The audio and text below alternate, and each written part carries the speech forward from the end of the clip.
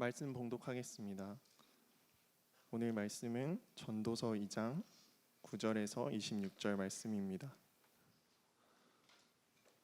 봉독하겠습니다. 내가 이같이 창성하여 나보다 먼저 예루살렘에 있던 모든 자들보다 더 창성하니 내 지혜도 내게 여전하도다. 무엇이든지 내 눈이 원하는 것을 내가 금하지 아니하며 무엇이든지 내 마음이 즐거워하는 것을 내가 막지 아니하였으니 이는 나의 모든 수고를 내 마음이 기뻐하였음이라. 이것이 나의 모든 수고로 말미암아 얻은 몫이로다. 그 후에 내가 생각해 본즉 내 손으로 한 모든 일과 내가 수고한 모든 것이 다 헛되어 바람을 잡는 것이며 해 아래에서 무익한 것이로다. 내가 돌이켜 지혜와 망령됨과 어리석음을 보았나니 왕 뒤에 오는 자는 무슨 일을 행할까 이미 행한 지 오래전에 이를 뿐이리라. 내가 보니 지혜가 우매보다 뛰어남이 빛이 어둠보다 뛰어남 같도다. 지혜자는 그의 눈이 그의 머릿속에 있고 우매자는 어둠 속에 다니지만 그들 모두가 당하는 일이 모두 같으리라는 것을 나도 알았도다. 내가 내 마음속으로 이르기를 우매자가 당한 것을 나도 당하리니 내게 지혜가 있었다 한들 내게 무슨 유익이 있으리요 하였도다. 이에 내가 내 마음속으로 이르기를 이것도 헛되도다 하였도다. 지혜자도 우매자와 함께 영원하도록 기억함을 얻지 못하나니 후일에는 모두 다 잊어버린 지 오래일 것임이라. 오라, 지혜자의 죽음이 우매자의 죽음과 일반이로다. 이러므로 내가 사는 것을 미워하였노니 이는 해 아래에서 하는 일이 내게 괴로움이요 모두 다 헛되어 바람을 잡으려는 것이기 때문이라. 내가 해 아래에서 내가 한 모든 수고를 미워하였노니 이는 내 뒤를 이을 이에게 남겨주게 됨이라. 그 사람이 지혜자일지 우매자일지야 누가 알랴마는 내가 해 아래에서 내 지혜를 다하여 수고한 모든 결과를 그가 다 관리하리니 이것도 헛되도다. 이러므로 내가 해 아래에서 한 모든 수고에 대하여 내가 내 마음에 실망하였도다. 어떤 사람은 그 지혜와 지식과 재주를 다하여 수고하였어도 그가 얻은 것을 수고하지 아니한 자에게 그의 몫으로 넘겨주리니 이것도 헛된 것이며 큰 악이로다. 사람이 해 아래에서 행하는 모든 수고와 마음에 쓰는 것이 무슨 소득이 있으랴. 일평생에 근심하며 수고하는 것이 슬픔뿐이라. 그의 마음이 밤에도 쉬지 못하나니 이것도 헛되도다. 사람이 먹고 마시며 수고하는 것보다 그의 마음을 더 기쁘게 하는 것은 없나니 내가 이것도 본즉 하나님의 손에서 나오는 것이로다. 아, 먹고 즐기는 일을 누가 나보다 더 해보았으랴. 하나님은 그가 기뻐하시는 자에게는 지혜와 지식과 희락을 주시나 죄인에게는 노고를 주시고 그가 모아 쌓게 하사 하나님을 기뻐하는 자에게 그가 주게 하시지만 이것도 헛되어 바람을 잡는 것이로다. 아멘. 샬롬. 우리 장황하게 읽었습니다.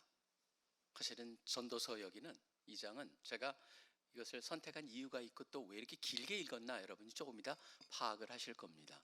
사실 3월이 되면서 우리가 전도의 기회가 열렸고 또 신입생들이 연결이 되고 여러분들이 그런 기회의 창문 속에서 또 우리 순장들을 열심히 지금 그 일을 하고 있는데요. 사실 이 세상을 보면은 지금 사람들을 만났을 때 하지 말아야 될 것 두 가지를 보통 얘기할 때 하나는 뭡니까? 정치 얘기입니다. 하나는 종교, 신앙 얘기예요. 근데 우리가 그 둘 중에 하나 있죠. 근데 잘 들어보세요, 여러분.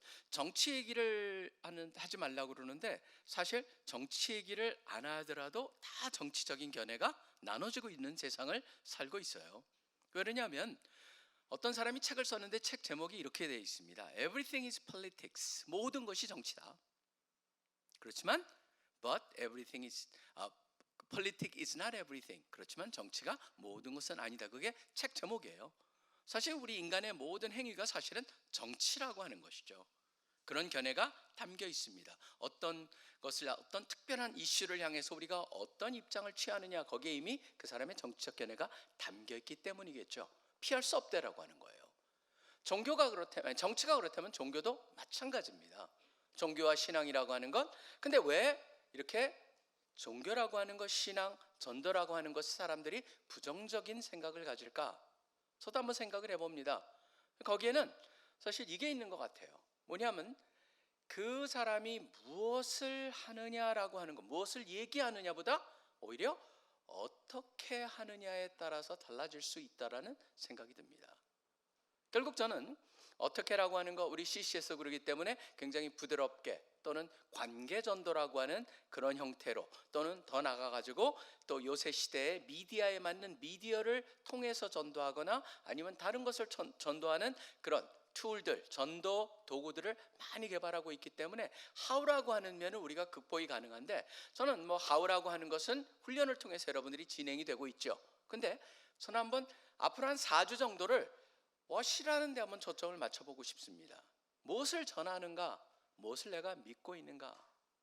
방금 전에도 우리가 기도 속에 나왔습니다. 지금 캠퍼스에 보면은 특별히 이번에 JMS라고 하는 그 때문에 사실 신천지에 대해서 사람들이 더 경각심을 갖고 있는 그런 상황이 일어나고 있는데, 우리도 참 조심스럽게 하지 않으면 우리도 영향을 받을 수 있고 우리 주위에 있는 친구들도 영향을 받을 수 있고, 그렇기 때문에 이런 4주 동안에 저는 한번 초점을 맞춰가면서 나에 대한 신앙을 점검하고, 또 내가 기회가 된다면은 어떤 요소들을 어떻게 나눌 것인가.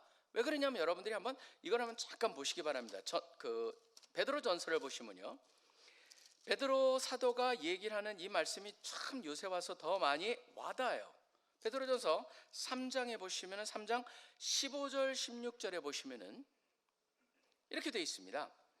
너희 마음에 그리스도를 주로 삼아 거룩하게 하고 너희 속에 소망에 관한 이유를 묻는 자에게 대답할 것을 항상 준비하되. 그러니까 우리가 무엇을 믿고 있는가, 왜 그렇게 믿고 있는가를 분명히 알아야 되는데, 그것을 갖다 표현할 때 어떻게 해요? 온유와 두려움으로 하라. 여기서 온유라고 하는 것은 굉장히 아주 젠틀하게, 그러니까 방법 how죠. 그 다음에 또 어떤 것 속에서 두려움이라는 게 단순한 그 사람이 두렵다는 게, 상대가 두렵다는 게 아닙니다. 상대방을 존중해 주면서라고 하는 의미죠. 그러니까 어떻게 우리가 접근할 것인가를 얘기하는데 단순한 우리의 말뿐만이 아닙니다. 그 다음에 16절에 나와 있는 것은 우리가 어떻게 사느냐랑 연결이 되어 있습니다. 사실 우리 성경 같은 경우에는 확 와닿진 않아요. 왜냐하면 번역이 조금 이렇게 뒤틀려서 돼 있어요. 우리 말은 때로는 그 어떤 수식구가 어디다 놓느냐에 따라서 이게 거리가 멀다 보면 우리가 포인트를 놓칠 수가 있는데, 좀 여기가 좀 그런 것 같아요. 왜 이렇게 돼 있습니다. 선한 양심을 가져라. 이는 그리스도 안에 있는 너희 선행을 욕하는 자들로 그 비방하는 이에 부끄러움을 당하지 않게 하려 함이라. 이게 사실은요 무슨 말을 하는 거냐면은, 제가 어제 NLT가 더 분명하게 그걸 정리하고 있어요. 이렇게 돼 있습니다.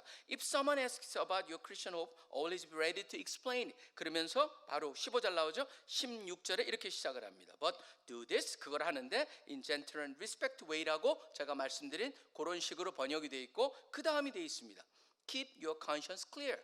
너의 양심을 깨끗하게 유지해라. 왜 그러냐면은 그 다음에 then, 그럴 때 if people speak against you, 너에 대해서 부정적이거나 너에 대해서 반대 의견을 취하는 사람들, 공격하는 사람들이 they will be ashamed, 그들이 창피를 당할 것이다. 언제?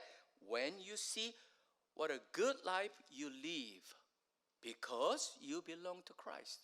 예수 그리스도 안에 있기 때문에 너희가 얼마나 좋은 삶을 살고 있는가를 볼 때 그들이 수치스럽게 그렇게 되라. 여기 보면은 두 가지가 나오고 있습니다. 삶과 우리의 나눔과 우리의 말과 what we say, 우리가 말하는 것과 how we live, 우리가 어떻게 살고 있는 이 두 가지를 통해 가지고 우리가 우리의 소망 대신 또 우리의 소망인 그리스도를 전하는 것이라고 말하고 있죠.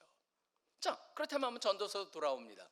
장황하게 읽은 것은 당연합니다. 왜냐하면 이 전도서는요 제가 다루고자 하는 4개 중에서 첫 번째가 바로 뭐냐면 철학적 질문이에요. 사실 그러니까 이게 굉장히 장황합니다. 읽다 보면은 웬 이렇게 헛되다는 말이 많이 나오냐라고 하는 것 때문에 사람들이 이게 참 헛된 책 아니냐, 결국 이것을 통해서 우리 인생이 헛된 거냐 라고 하는 걸 말하는 거냐 라고 질문할 수가 있습니다. 근데 여기에서 굉장히 중요한 흐름이 있습니다. 그 흐름을 붙잡을 때 우리 삶이 결코 이렇게 되지 않는다는 것을 전도자가 말하고자 하는 것이죠. 사실은요, 이 여러분들이 그 모비딕이라고 하는 그런 옛날의 소설들 한번 그런 거 읽어보셨다면은요, 거기 뭐 허먼 멜빌이 그런 얘기를 해요. 모비딕에서 나중에 한참 가다 보면 이런 얘기를 해요. 모든 책 중에서 가장 진리라고 할 수 있는 책은 전도서다. 왜냐하면 모든 게 헛되다라는 것을 갖다가 지적을 하고 있기 때문에. 헛됨을 진짜 잘 보여주고 있다는 것이죠. 그러면은 진짜 전도사라고 하는, 거기서도 사실 허먼 멜빌은 모비딕에서 솔로몬이라고 사실 얘기해요. 솔로몬이 저자다라고 얘기를 하는데, 보통 사람들이 말하는 솔로몬일까? 사실 이 저자는요 정확히 누군지는 몰라요. 그렇지만 우리가 알 수 있는 게 하나가 있어요. 1장의 1절에 보면 자기를 전도자라고 우리 번역이 돼 있는데, 사실 그것도 굉장히 번역이 애매한 거예요. 전도자 그러면 뭐지? 전도사 동생별로 생각해요. 뭐 전도사랑 전도자랑 이게 무슨 관계 있을까? 아니에요. 사실 원래 히브리 의미는 코헬렛이라고 하는 거예요. 코헬렛은 정확히 말하면요 이렇게 말할 수 있습니다. 철학자라고 하는 게 오히려 제일 가까워요. 그리고 어떤 철학자냐 하면은 대학원 레벨을 가리키는 철학 교수예요. 그래서 자기가 답을 주지 않아요. 오히려 사람들한테 페이퍼를 프레젠트하게 해요. 그리고 중간중간 나가지고 멘트를 하고 들어가요. 여러분들이 그렇게 전도서를 읽다 보면은 그래서 이 흐름이 가는구나 라고 하는 거를 얘기하는 거예요. 사람들이 나와가지고 지금 이제 프레젠테이션 시작합니다. 그렇기 때문에 이렇게 보시면 좋아요. 철학자적인 입장에서 철학 교수가 지금 thought experiment이라고 하는 생각이라는 여러분의 사고에 실험을 하고 있는 거예요. 만약 이렇다면, 이런 가정이라면은 어떤 결과가 나올 것이냐. 사람이 프레젠테이션을 합니다. 그 프레젠테이션 보고 네가 맞다면은 그럼 어떤 결론이지? 결국 거기서 나올 수 있는 결론은 뭐지라고 인도하는 거예요. 결국 여기서의 지금 2장에서 말하고자 하는 속에서 저는 지금 이 시대를 한번 읽고자 하는 겁니다. 이 시대에 전도를 하려고 하다 보니까 우리 청순장이 그 얘기를 하는데 제가 참 마음이 아팠어요. 뭐냐면 계속적으로 우리의 기사를 읽어보면은 요즘 이 젠지라고 하는 제너레이션 Z라고 하는 이 Z 세대들이 특징이 삶이 어렵고 미래가 불확실하니까 점점점 대학을 들어오자마자부터 무슨 직장을 어떻게 하면 좋은 직장을 얻을까, 좋은 직장을 얻기 위해서 성적에 민감하고 그런 상황 속으로 더 가는 것 같다라는 얘기를 합니다. 저는 그게 중요하지 않다는 게 아니에요. 여기서도 전도자도 결코 그게 중요하지 않다라고 얘기하고 있지 않습니다. 근데 그것을 제자리를 어떻게 찾게 할 것이냐, 그게 바로 이 코헬렛이라고 하는 철학 교수의 핵심이라는 걸 여러분이 보셔야 됩니다. 자, 한번 보겠습니다. 지금 먼저 결론을 얻을 수 있는 첫 번째 포인트는 바로 뭐냐면 이겁니다. 이 세상에서 추구하는 그런 것들을 아무리 추구해도 거기에서는 의미를 찾을 수가 없다라고 하는 것을 기억해야 된다는 거예요. 이 세상에서 아무리 대단한 것을 갖다가 얘기하고 있더라도 그것을 갖다 평생 추구해봤자 거기는 궁극적으로 마지막에 갔을 때 뭐라고 느끼냐면은 헛되니 모든 것이 헛되다라고 하는 그 표현에 이를 수밖에 없다라고 하는 겁니다. 여기 전제가 하나가 있습니다. 이 세상을 말하는 이유는 바로 여기에 나온 표현 하나 때문에 그렇습니다. 그 표현은 바로 뭐냐면 해 아래라고 하는 표현입니다. 해 아래라는 게 그냥 해 아래가 아니고요. 여기 전도자는 그것을 갖다가 이 코헬렛이라고 하는 저자는 그걸 가져왔어요. 뭐냐면 그 해 아래라고 하는 건 뭐냐면 이 세상이 이게 전부라면이라고 하는 전제입니다. 이게 전도서에 몇 번이 나오면 30번 정도가 나옵니다. 이 표현이. 그러니까 계속적인 전제가 뭐냐면 바로 이것이 전부라면 라고 하는 겁니다. 그게 전형적으로 뭐냐면 세속라고 하는 세속적 아이디어가 바로 그겁니다. 여러분, 세속적이라는 게 무신론이라는 게 절대 아니에요. 지금 이 전도자도 이 코헬렛이 이 책을 썼을 때도 무신론은 존재하지가 않아요. 사람들은 어떻게 다 하나님을 믿는 때예요. 무신론을 말하는 게 아니에요. 사실 여기서 말하는 건 뭐냐면 지금 사실은 이걸 갖다가 제가 지난번에 읽은 책 중에 세큘러 에이지라는 책이 있습니다. 찰스 테일러라고 하는 그 분이 콜롬비아인가 거기서 가르치시는 분인데, 찰스 테일러가 쓰신 분이 세큘러 에이지라는 것을 그 사람이 세큘러라고 하는 그 세속적인 정신을 이렇게 정의를 합니다. 이거는 무신론이냐 신론이랑 아무 관계가 없다. 결국은 신이 있는지 없는지는 우리가 알 길이 없다. 우리가 알 수 있는 건 이 세상뿐이다. 그렇기 때문에 그 전제에서 접근하는 거예요. 세큘러라고 하는 단어도요, 세큘럼이라고 하는 라틴어에서 왔습니다. 세큘럼이라고 하는 단어도 뭐냐면 age 또는 generation 그 말이에요. 그러니까 이 현재 또는 이 세대, 바로 그거가 초점인 거예요. 그렇기 때문에 그것이 전부라면 거기서 나올 수 있는 건 바로 뭐냐라고 하는 거예요. 하나님이 계실 수도 있고 없을 수도 있어. 근데 그건 우리가 몰라. 그렇기 때문에 거기서 나올 수 있는, 귀결할 수 있는 하나는 뭐예요? 소확행이라는 게 나오는 거예요. 확실한 걸 챙겨. 자그마할지라도. 여러분 보시면은 자그마치만 확실한 행복이란 쪽으로 귀결이 되는 거는 결국 뭐냐면요, under the sun, 바로 이게 전부이고 이거밖에 알 길이 없기 때문이야. 자, 그렇다면 그 전제로 시작을 해보는 겁니다. 지금 코엘렛은 시작을 합니다. 자, 근데 그 전제 내에서 이게 전부라고 생각했을 때 첫 번째 해볼 수 있는 게 뭐지? 그러면서 2장 1절, 제가 2장 앞에 부분은 8절까지 읽지 않았습니다만 여기서 얘기를 합니다. 첫째 뭐냐면, 한번 이 세상이 추구하는 것 중에 가장 중요한 것들 하나 뭡니까? 즐거움이에요. 즐거움을 한번 쫓아가 보자. 낙을 누려보자. 그러면서 낙을 누리라고 했습니다. 어떤 낙을 말합니까? 웃음. 그 다음에 희락. 그 다음에 3절에 보면은 또 그 술. 4절에 보면은 사업을 한번 크게 하고, 그래서 그걸 통해서 돈 많이 벌어가지고 집을 크게 하고, 5절에 보시면은 그래서 자기의 재산을 많게 하고, 수목을 기르는 그 재산을 관리하기 위해서 못들을 파고, 또 그거를 관리하기 위해서 그 일꾼들을 더 채용하고, 그러면 계속 커지는 거예요. 그래가지고 그 가정을 하는 겁니다. 이게 솔로몬일지 아닐지 누군도 모릅니다. 그래서 이 코엘렛이 가정을 한 건 뭐야? 나보다 먼저 예루살렘에 있던 모든 자보다, 7절입니다. 내가 소와 양떼의 소유를 더 많이 가졌으며. 그러니까 그렇게 엄청난 부자가 되었고, 그 다음에 심지어 8절에 보면 처첩, 바로 그러한 첩들도 무지 많이 가졌다. 온갖 성적인 즐거움, 세상에서 많은 부자들이 누리는 마음 놓고 할 수 있는 그런 모든 즐거움, 술과 모든 그런 것들에 탐닉해가지고 다 해봤다 라고 하는 것이죠. 그래서 심지어 10절에 보면 내 눈이 원하는 것을 내가 금하지 않고 모든 것을 다 했다고 해보자 라고 하는 거예요. 그랬는데 11절에 보면 그 결론이 뭐예요? 내 손으로 한 모든 일과 내 수고한 모든 것이 다 헛되어, 비유를 뭘로 합니까? 바람을 잡는 것이다 라고 얘기하고 있습니다. 바람은 느낄 수 있지만 잡히지 않습니다. 이 세상에 있는 모든 즐거움의 특징은 바로 뭐가 있습니까? 손에 잡히지 않기 때문에 일단 그것을 추구하기 시작하면 거기에 빠져들어가 발 수밖에 없습니다. 제가 사실은 이번에 그 유아인이라고 하는 분을 보면서 느꼈던 게 참 안타까웠어요. 여러분이 보시면 프로포폴이라고 하는 것을 그 조사해 보니까 프로포폴에 연결된 사람은 얼마나 많습니까? 조금 이따 보겠지만 그것도 세상에서 그 해아래라고 하는 그 전제로 갔을 때 결국은 궁극적으로 사람들이 갈 수 있는 길을 열어놓은 거예요. 보시면 지금 미국도 마리아나가 이 저주에서는 합법화됐습니다. 여러분, 마리아나가 하나가 아니에요. 저는 CSI를 즐겨보는데요, CSI를 즐겨보면 거기 보면 CSI 마리아나가 이제 합법화되면서 마리아나 종류가 산더미 같아요. 종류가 맛이 다 달라요. 커피 같아요.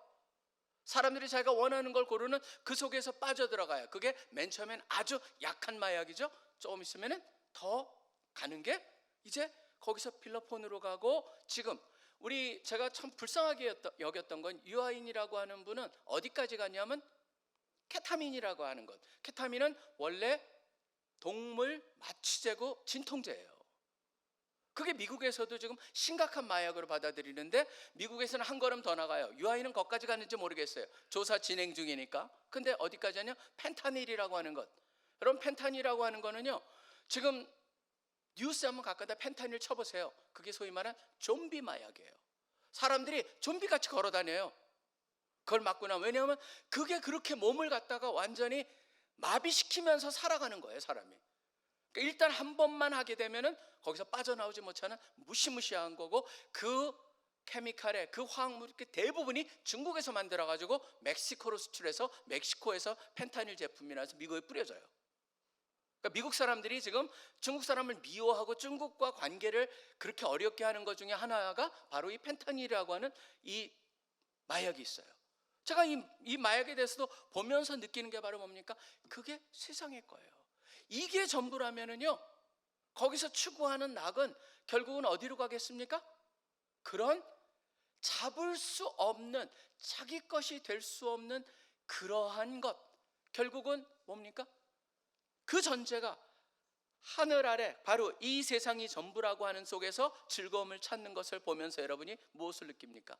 저는 이 세상을 보면서 점점 합성 마약이라고 하는 그 속으로 사람들이 빠져가는 걸 보면서 이 전도자가 얼마나, 이 코엘렛이 얼마나 정확한가를 보게 됩니다. 잡히지 않습니다. 그렇기 때문에 그 속으로 점점 깊이 빠져듭니다. 즐거움이 그렇습니다. 자, 그렇다면 두 번째로 한번 보는 겁니다. 세상에 추구하는 게 뭐예요? 지혜예요. 왜 그렇게 공부를 열심히 해요? 뭐 하려고? 라고 하는 질문이에요. 저도 뭐 되게 그 중에 한 사람이었습니다만은 지금 뭐라로 그렇게 학문적인 영역 속에서 뭐라고 그렇게 하느냐, 그게 세상에서 추구하는 것 중에 하나거든요. 그렇게 하면 뭐가 달라질 것 같아요? 자, 여기서도 마찬가지입니다. 결국 2장 12절에 나오는 단어죠. 2장 1절에서 낙이라고 하는 단어, 플레저라고 하는 걸 봤다면은 이 12장 12절에서는 뭐냐니까 지혜라는 단어가 나옵니다. 지혜라고 하는 것이 성경에서 말하는 지혜가 아니라는 걸 우리가 읽다 보면 알 수가 있습니다. 사실은 정확히 말하면 세상 철학이라고 말할 수가 있습니다. 철학이라는 단어가요, 여러분, 지혜가 이미 그 안에 담겨 있는 겁니다. 철학이 영어로 뭡니까? philosophy죠. 필로는 어디서 나온 거냐면 사랑한다는, 필레오, 사랑한다는 거예요. 거기서 나온 단어예요. 그 다음에 소피아, 소포스, 바로 이게 뭐냐면 지혜라는 거예요. 그렇기 때문에 필로소피라고 하는 거는 바로 지혜를 사랑하는 학문이에요. 우리의 인간의 이성을 사용해서 찾아보려는 것이죠. 근데 보십시오, 이것도 참 흥미롭습니다. 다 그거 했는데 결국 어리석은 자나 뭐나 다 그랬지만 그 14절에 고백을 합니다. 지혜자는 그의 눈이 그의 머릿속에 있고 우매자는 어둠 속에 다니지만 결국 이들은 지혜롭기 때문에 미래를 보면서 가고, 그렇지 않은 미련한 자들은 어둠 속에 있기 때문에 가는 것 같지만 뭐예요? 그들 모두가 당하는 일이 모두 같아요. 다 똑같이 죽어요. 똑같이 아무것도 없어요. 결국 가보면은 결국 이 여기서 얘기하는 게 뭐예요? 지혜를 이렇게 찾고 있느냐? 세상에서 지혜를 찾고 그걸로 하면 뭐가 될 줄 알고 너한테 의미를 줄 것 같느냐? 쫓아가 봐. 지혜로운 자나 우매로운 자나 똑같다라고 하는 그것을 갖다가 얘기하고 있어요. 결국 여러분, 실존주의자들이 굉장히 정확했던 겁니다. 죽으면 다 썩는 거야. 이 세상에 있는 모든 것들은 사라져. 다 그럼 기억이 없는 거야. 그렇기 때문에 그것이 전부라면 어떻게 살던 간에 아무 상관이 없다는 거예요. 지금 그게 철학적으로 실존주의가 결국 나가가지고 결론을 내는 게 뭡니까? No exit. 거기에 나갈 길이 없다는 거예요. 여러분들이 그걸 생각해 보신다면 이 세상에는 많은 지식이라든가 영감이라든가 세상에 말한 그것을 추구하면 내가 뭔가 거기에 의미가 있을 것 같다고 같지만 아무것도 없어요. 여러분이 대단한 일을 해가지고 대단한 업적을 학문적으로 놔뒀을 때 그게 얼마나 가겠습니까? 저도 제가 공학을 갖다가 89년에 박사학위를 맞고 나서 지금 돌아보면 제가 알았던 건 다 상당수가 다 잘못된 일이거나 그 이후로 다 바뀌었어요. 사실 그걸 생각해 본다면 이 세상에서 말하는 필로소피, 그것도 뭐예요? 결국은 17절에 말합니다. 이러므로 내가 사는 것을 미워하느니 이는 해 아래 하는 일이 내게 괴로움이라. 모두 다 헛되어 바람을 잡으려는 것이기 때문이다. 그러고 나서 15절에 말합니다. 우매한 자가 당하는 것을 나도 당하리니 내게 지혜가 있었다 한들 내게 무슨 유익이 있으리요? 아무 유익이 없다는 거예요. 궁극적으로 가봤을 때. 그 다음에 한 가지를 더 얘기합니다. 18절을 가봅니다. 18절은 세상에 추구하는 가장 중요한 것 중에 하나죠.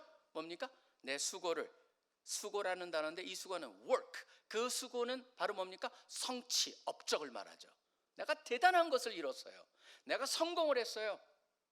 근데 해 아래 이 세상이 전부라면은 내가 이룬 성공도 뭐냐 하면은 결국 고대에 말하죠. 모든 수고를 미워하노니 이는 내 뒤를 이으리에게 남겨주게 됩니다. 내가 다 이뤘지만 결국 그 이득은 누가 봐요? 내가 보는 게 아니에요. 내 다음 사람이 그걸 봐요. 자손이건 누구든 간에. 이번에도 저도 참 이거를 갖다 세상을 보면서 느꼈던 것 중에 하나는, 잘 아시다시피 전 대통령이죠. 전 대통령, 전두환 대통령의 손자가 되는 사람이 뉴욕에서 이번에 자기 가족에 대해서 다 막 얘기를 하면서 마약 투약하고, 참 거기를 보면서 여기에 그 전도자가 이 코엘렛이 말하는 걸 다 볼 수가 있어요. 사실은요. 지금 공부도 제법 한 사람, 회계사거든요. 그 다음에 지금 낙도 마약 추구하는 그걸 보면서도 느끼고, 그 다음에 재산도 아무리 이 사람이 지금 그 아들의 전처에서 낳았다, 두 번째 부인에서 낳았죠. 지금 이제 탤런트였던 분은 세 번째 부인이니까 두 번째 부인에서 나가지고 지금 그 안에서 자기는 배제받았지만 돈이 많은 거예요, 이 사람도요. 사실은 저는 그걸 보면서도 느끼는 게 뭐냐면, 그걸 보면서 우리 모두가 느껴야 되는 건 뭡니까? 헛되고 헛되다라는 것을 갖다가 느끼게 만들어요. 더 나가서 뭡니까? 그런 사람을 얘기하지 말더라도 뭐예요? 그것을 이루기 위해서 어떻게 합니까? 여러분 보시면은 이런 말이 있습니다. 23절에 보면 밤에도 쉬지 못하니. 밤에도 쉬지 못한다는 내용을 들으면서도 참 느끼는 게 뭐예요? 이번에 69시간 때문에도 지금 문제가 되잖아요. 이 시대를 보세요. 왜 그렇게 69시간이 문제가 됩니까? 그거는 정부가 홍보도 잘못했고 잘못된 것을 굉장히 좀 과장돼 가지고 한 면을 부각시킨 거 있습니다. 저는 전체를 한번 봤기 때문에 거기에 노동의 유연성을 얘기하고자 하는데 69시간이 초점이 맞춰지니까 전체가 다 쓰레기가 돼버린 거예요. 지금 그런 쪽으로 흘러가고 있는데 왜 그 얘기가 나오겠어요?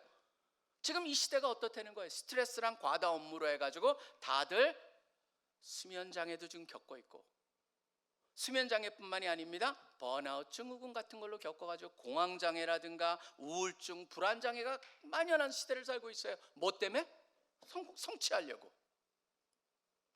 그 자체를 갖다가 보면서 결론이 바로 뭡니까? 23절에 보면 일평생에 근심하며 수고하는 것이 슬픔뿐이라 그의 마음이 밤에도 쉬지 못하는 이것도 헛되도다라고 하는 얘기를 하고 있는 거예요. 여러분, 그렇다면은 지금 여기서 이 코헬렛이라고 하는 사람이 말하는 게 뭐예요? 세상이 추구하는 즐거움뿐만 아니라 바로 그런 wisdom, 그 다음에 success, 그런 것 자체 내에서 우리가 의미를 찾으려 한다면 절대 발견되지 않는다는 거예요. 그게 바로 첫 번째 포인트죠. 두 번째는 그렇다면은 우리가 여기서 찾아야 되는 겁니다. 뭐냐면 두 번째는 뭐냐면, 두 번째 중요한 경우는 그렇다고 해서 우리가 그 의미를 만들어낼 수도 없다라고 하는 거예요. 우리 스스로가. 여러분 보시면은 그게 바로 신무신론자라고 말하는 리차드 다킨스 같은 사람들이 주장하는 겁니다. 여러분 그 죽은 사람 있죠? 그 스티픈 제이 굴드라고 하는 사람. 저는 그 사람이, 사실 그 사람은 이제 진화론의 좌파적 진화론이라고 알려진 사람이에요. 왜냐하면 다윈하고 좀 결이 굉장히 달라요. 골드라고 하는 사람은 하버드 대학에서 생물학을 가르치다 이제 돌아가신 분인데, 그분이 만들어놓은 유명한 것 중에 하나가 있죠. 어떻게 하다 이 세상이 만들어졌습니까? 의미는 뭡니까? 그랬더니 이 사람도 솔직히 말해서 그거는 다루지 않습니다. 의미는 다루지 않지만 어떻게 만들어졌냐를 주장하는데, 거기에 과연 거기서 의미를 찾을 수 있느냐고 하는 질문을 던질 수가 있는데요. 이 제이 굴드라고 한 스테픈 제이 굴드라는 사람이 이런 얘기를 했습니다. 원래 진화라고 하는 건 언제 일어나냐면 생태계 평형이 깨질 때 일어난다라고 그랬어요. 그렇기 때문에 이 사람이 물고기들이 있다가 핀이 가시가 좀 독특하게 난 그런 물고기가 바로 어떻게 하다 발이 생기고 그래가지고 기어다니게 됐다는 거야. 평형이 깨져버렸다. 그렇기 때문에 이 사람은 보통 진화를 사람들이 진화는 거기에 진보가 있는 게 아니야, 그렇기 때문에 의도된 게 아니냐. 근데 이 사람은 그걸 부정하죠. 왜냐하면 진화는 진보가 아니고 다양성이다라고 주장을 합니다. 그런 면에 있어서 전형적인 진화론하고 조금 다르긴 해요. 자, 그렇다면 여기 핵심은 바로 뭡니까? 모든 게 우연히 생겼다는 거예요. 그러니까 사람들이 얘기하죠. 우연이라면 거기에는 의미가 없는 거야. 근데 리처드 다킨스 같은 이 사람은 신무신론자라고 합니다. 그냥 옛날에 전통적인 무신론자들은요 사실 이걸 답을 못해요. 근데 이 신무신론자 리처드 다킨스는 그걸 답을 해보려고 해보는 거예요. 뭐라고 답을 하냐면, 그래? 의미 없어? 그 아니야. 우연히 생겼다고 의미가 없는 게 아니야. 의미는 네가 만들어야 되는 거고, 만든 대로 살아갈 때 네가 의미대로 살아가는 거야 라고 주장을 해요. 근데 여러분 보세요. 지금 전도자라고 하는 코엘렛이 정확히 지적한 게 뭐였어요? 그게 안 된다는 거예요. 지금 여러분 보시면은 우리가 만약에 우연히 생긴 존재였다라고 하면은 그건 아무 의미가 없는 거예요. 어차피 우연이니까. 그렇다면은 지금 저는 여기서 한 걸음을 더 나가야 된다는 거예요. 코엘렛이 그 얘기를 합니다. 생각을 해보면은 코엘렛이 얘기했듯이 그렇지가 않은데, 생각을 안 한 사람고 있는, 생각을 안 하고 한번 현상적으로 보자. 현상적으로 의미를 가장 많이 얘기한 사람이 누구냐 하면은 사실은 빅터 프랭클이라고 하는 사람입니다. 빅터 프랭클은 경험을 하죠. 유대인 수용소에 본인도 들어갑니다. 들어가서 거기서 사람들을 봤어요. 봤더니 어떤 사람은요, 그 상황 속에서도 나치 그 사람들을 협조하면서 아내를 다하는, 그러니까 협조자가 생겨요. 그러니까 배반자죠. 배반자가 생기는가 하면 어떤 사람은요, 그냥 좀비같이 살아요. 그냥 하루하루 그냥 거기서 살아있는지 죽은지 모르고 살아요. 어떤 사람은 이미 나치가 죽이기 전에 스스로 죽어요. 근데 그런 가운데서 남을 돕고 거기서 꿋꿋이 살아내는 사람들이 있어요. 그 사람들이 뭐가 다를까?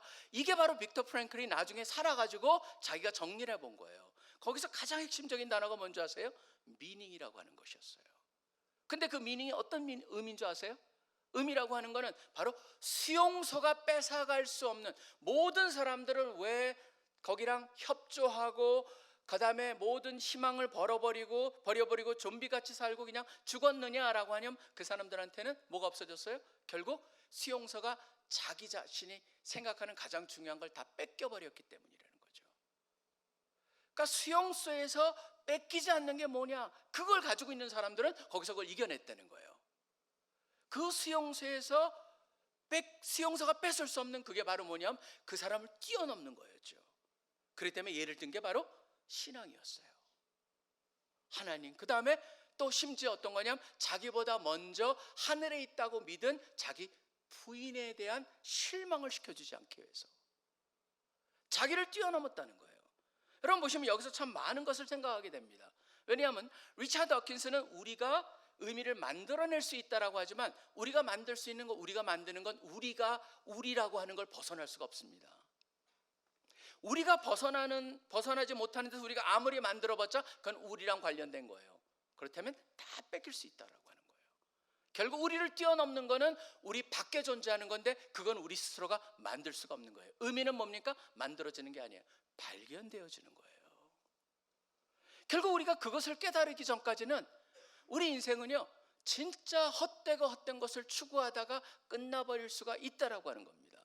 그렇기 때문에 해 아래 이게 전부라면은 실존주의자들이 너무나 정확한 겁니다. 사르트르나 그런 모든 사람들 보세요. 뭐냐면 결국 이 세상에 우리가 우연히 생겼다면 의미가 없다. 결국 삶은 의미가 없다. 결국 아무 의미가 없기 때문에 나타날 수 있는 건 뭐예요? 실존주의에 극단적으로 간 게 뭡니까? 허무주의는 결국 극단적 선택이라고 하는 걸로 가게 되는, 그 철학자들이 그쪽으로 가는 거예요. 저는 그분들이 솔직히 말해서 더 정확하고 솔직한 고백이라는 생각이 들어요. 우리는 만들어질 수가 없는 거예요. 의미는 결국 발견되어진다라고 하는 거예요. 그렇기 때문에 키엘케고르라고 하는 어떻게 보면 실존주의 철학의 아주 초기면서 영향을 가장 많이 준 신학자면서도 철학자인 그분은 sickness unto death, 그래서 죽음에 이르는 병이라고 하는 것에서 결국 이 세상에 여기에만 존재하는, 하늘과 관계없이 여기에만 존재하는 그것에 근거해서 우리가 삶의 의미를 찾는다면 결국 그거는 영적 구토증에 이를 수밖에 없다. 그래서 스피리추얼 나시아라고 하는 표현을 쓴 거 있어요. 영적 구토 증세에 갈 수밖에 없다라고 하는 것이죠. 결국 의미는요, 이 세상에서 추구하는 속에서 발견될 수가 없어요. 우리 스스로도 만들어낼 수가 없어요. 근데 답은 어디 있습니까? 답을 24절에서 26절에 주고 있어요.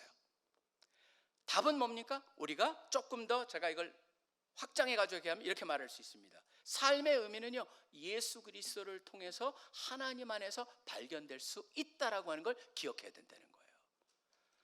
아무 얘기를 하다가 갑자기 하나님 얘기가 여기 딱 나옵니다. 24절 26절.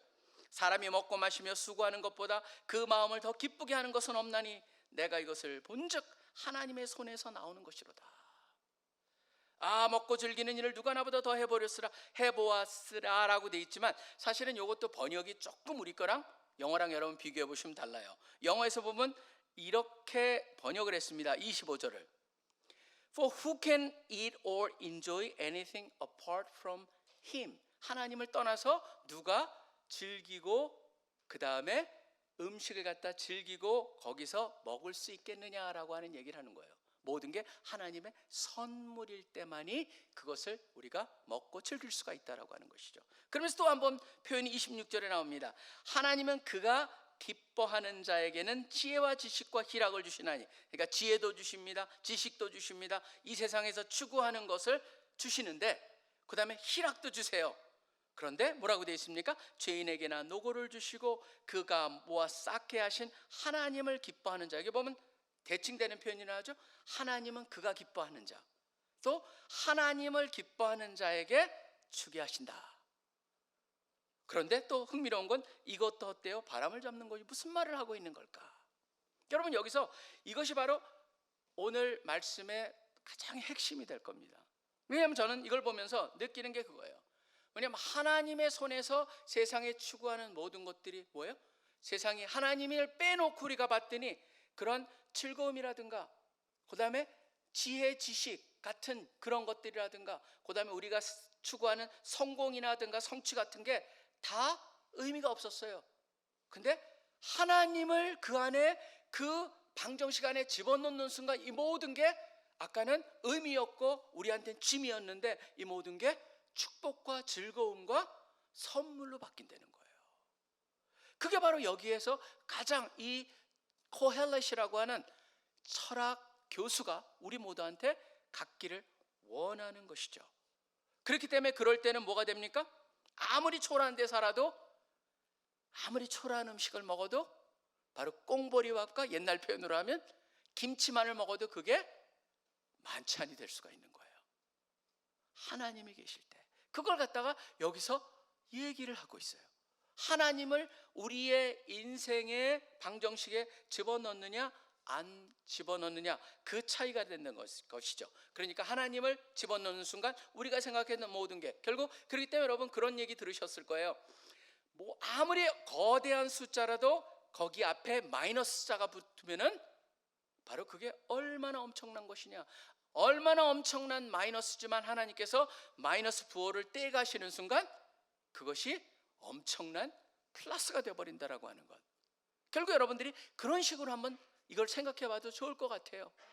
결국 여러분들이 우리가 추구하는 그런 모든 것들, 그런 것들을 진정 즐거움과 축복과 그 다음에 기쁨과 또 선물로 만드시려면은 바로 하나님을 여러분의 인생 방정식에 집어넣어야 된다는 것이죠.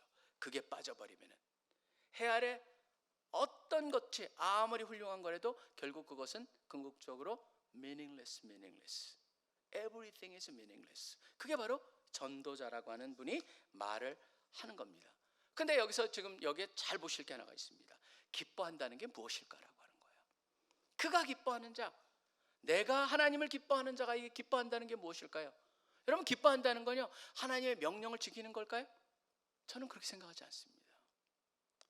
기뻐한다는 건 뭐예요? 서로 기뻐한다는 거는, 여러분 이게 뭐예요? 서로 사랑한다는 거예요.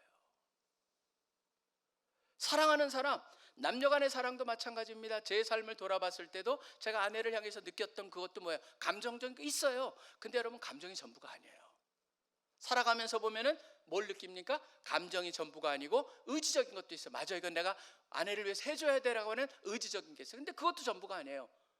가장 완전한 사랑을 느낀 때가 언제인 줄 아세요? 가장 진짜 사랑이라는 걸 느낄 때는 바로 상대방의 기쁨이 내 기쁨이 되는 거예요. 상대방이 너무 즐거워해 이걸 해줬을 때, 그러면 그걸 보면서 너무 즐거운 거예요. 자녀들한테도 느끼는 거예요. 자녀들이 막 내가 뭘 해줬어요 기뻐할 때 뭐가 느낍니까? 내가 기뻐요. 모든 그것을 향해서 행했던 그런 모든 고생과 그런 것들은 아무 의미가 없어요. 해줬다라고 하는 그것 때문에 기뻐한다는 그것, 결국은 뭐예요? 하나님을 향해서 우리가 하나님의 명령을 지키느냐 안 지키느냐, 주일날 예배를 드리느냐, 하나님의 말씀을 갖다가 내가 안 읽으면 하나님께서 혼내, 그게 아니에요. 오히려 하나님을 알면 알수록 더 알고 싶고, 하나님이 나의 이런 것을 통해서 얼마나 기뻐하실까, 그것을 아는 순간 내가 기뻐지는 거. 하나님이 나를 기뻐하셨잖아요. 하나님이 기뻐하셨다는 건 바로 그게 복음의 핵심 아닙니까? 저는 늘 예수님을 보면서 느끼는 게, 예수님은 어떻게 돼 있어요? 예수님은 늘 항상 하나님을 아바 파더라고 불렀어요. 아버지라고 불렀어요. 근데 돌아가시는 순간에 그 단어를 안 써요. 엘리 엘리 라마 사막다니. 뭐라고 합니까? 그게 나의 하나님 나의 하나님 왜 나를 버리시나. 갑자기 아버지에서 하나님으로 바뀌어요. 우리는 그 안에서 느껴야 되는 건 뭡니까? 예수님은요, 우리는 십자가에서 예수님이 당했던 육체적 고통, 모든 고통을 생각하고 그것을 갖다가 초점을 맞추지만 예수님은 더 엄청난 고통이 있어요. 뭐냐면 하나님을 떠나 사는 거예요. 하나님 없이 사는 거예요. 나의 하나님 나의 하나님 왜 나를 버리시나이까. 그것이 비록 우리가 알다시피 3일일지라도 한순간일지라도 그것이 가장 끔찍한 거예요. 사랑하는 사람과 떠나 있는, 그 정도로 우리를 사랑하신 분이에요. 바로 나의 하나님 나의 하나님이라는 그 말을 통했을 때, 그 말을 하실 때 우리 대신 그 자리에 계셨던 것이죠. 우리로 하여금 그분을 떠나서 살지 않게 하기 위해서, 우리로 하여금 영원히 그분과 함께 살게 하기 위해서, 그분과 함께하고 그분과 함께함을 통해서 우리의 인생을 보고 우리가 추구하는 모든 것들을 보게 하기 위해서, 우리로 하여금 그분의 자리에 앉혀주기 위해서 그분이 우리 대신에 나의 하나님 나의 하나님 왜 나를 버리시나이까, 하나님의 버림을 경험하신 것이죠. 바로 우리를 그만큼 사랑하시는 분이세요. 기뻐하시는 분이죠. 그렇기 때문에 우리는 누가 되어야 됩니까? 그분을 기뻐하는 사람들이 되는 게 너무나 당연한 거예요. 사랑, 바로 온전한 사랑으로 하나님을 경험하시며 하나님의 은혜를 체험하시며 여러분이 추구하시는 모든 것이 제자리를 찾게 되는 그 순간, 그 제자리를 찾았을 때 마지막에 제가 하나 딱 던져놓은 게 있죠. 이것도 헛된 것이다. 무슨 말일까요? 이 세상에서 그걸 누리지만 하나님께서는 그 누림조차도 궁극적으로 그게 전부가 아님을 알게 해주실 때 다음 삶을 기대해야 되는 거예요. 거기에 머물러 있지 않게 만드세요. 저는 그것도 하나님의 축복이라고 생각해요. 하나님이 주시는 많은 축복 이 세상에서 누리십시오. 가지십시오. 감사하십시오. 그렇지만 하나님께서는 그거가 전부가 아닌가 또 느끼게 하시는 그런 축복도 주실 것이기 때문에 하나님을 꼭 붙잡고 영혼을 향해서 염두에 두시면서 이 세상 모든 것을 제대로 보시면서 균형 있게 살아가시는 우리 모두가 되기를 간절히 축원합니다. 기도하겠습니다. 하나님 아버지 감사합니다. 오늘 코할렛 전도자를 통하여서 우리 철학적인 그 인생에 대한 특별히 의미라고 하는 관점에서 우리가 한번 살펴보았습니다. 세상이 추구하는 많은 것들 그 속에 의미가 없고, 그 의미는 또 내 스스로도 만들 수 없고 오직 예수 그리스도를 통해서 하나님 안에서 발견된다는 것을 다시 한번 우리가 깨닫게 하여 주시고 명심케 하여 주시니 감사합니다. 세상에는 성공을 추구하고 있고 즐거움을 추구하고 있고, 또 세상에서 너무나 많은 훌륭한 지식과 꾀와 또 지혜를 추구하고 있는데, 주님 진정 하나님 안에서 그런 모든 것이 우리 모두에게 선물로 다가오고 즐거움으로 다가오고 기쁨으로 다가올 수 있게 도와주시옵소서. 감사합니다. 주님을 찬양하고 우리를 위해서 돌아가신 예수 그리스도를 찬양합니다. 이 모든 기도 예수 그리스도 이름으로 간절히 기도합니다. 아멘.